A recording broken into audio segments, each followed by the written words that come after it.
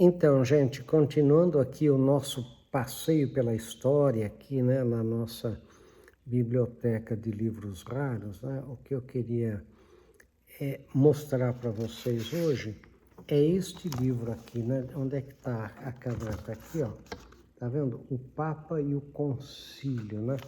Esse livro aqui é de 1877, né? E ele tem uma versão, gente, uma introdução de Rui Barbosa, né? Sobre a questão religiosa, né? E ele tem um prefácio, gente, para vocês terem uma ideia como o Rui Barbosa, ele é incrível, né? A introdução do tradutor, deixa eu ver aqui, deixa eu ver aqui, olha, a introdução do tradutor, só para vocês terem uma ideia,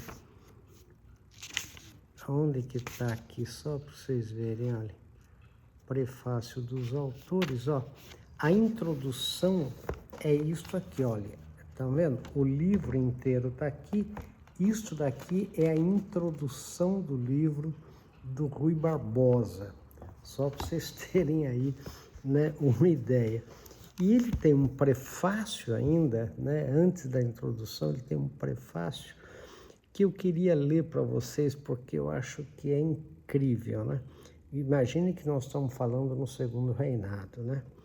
Diz aqui, olha o que ele diz, entre aspas, olha, o brasileiro que atravessar a fase atual do Segundo Reinado terá que testemunhar a descendência com as cãs envergonhadas, quer dizer, com seus cabelos brancos envergonhados, uma longa página de amargura e vilipêndio, onde os olhos de nossos filhos buscarão de balde um ponto de refrigério em que espaireçam.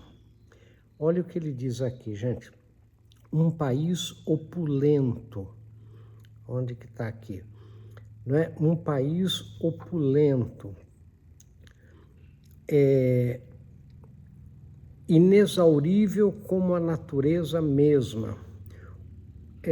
E todavia física e moralmente estagnado na sua imensa amplidão como um vasto pântano.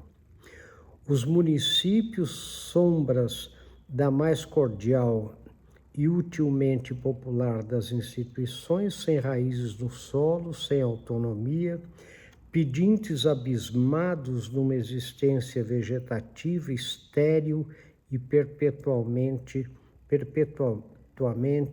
subalterna. As províncias sugadas pela centralização até a medula, famintas, esfarrapadas, umas arrastando a braga de empenhos crescentes e insolúveis, outras em estado real de bancarrota. Um governo, olha o que ele diz aqui, gente, lição viva de todas as corrupções. A casa dos padres conscritos, feita a grande escola pública da cortesania imperialista. A Câmara dos Deputados, olha aqui, ó, aviltada graças às suas próprias obras até as vaias das galerias. Os gabinetes serventuários servis a eu rei, sem solidariedade nenhuma, nem a da honra, as assembleias provinciais decaídas, mediocrizadas, nulificadas, a magistratura atirada fora a toga da justiça, a ostentar deslavadamente o escândalo das mais delirantes e indecentes paixões de partido. O executivo dissipando, transigindo, contraindo encargos públicos sem autorização orçamentária. Os ministros da Fazenda acumulando montanhas de dívida. A voragem do déficit a escancarar de dia em dia um sorvedouro capaz de tragar dentro em pouco a nossa receita total. A quebra da fé nacional aconselhada nos relatórios das secretarias de Estado como inocente recurso de finanças. A falência do Estado prevista, receada, talvez iminente como um traço terrivelmente negro no horizonte.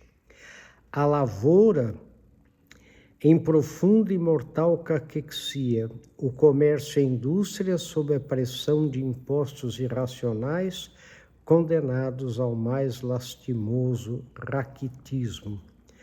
A irresponsabilidade absoluta do poder em todos os graus da hierarquia.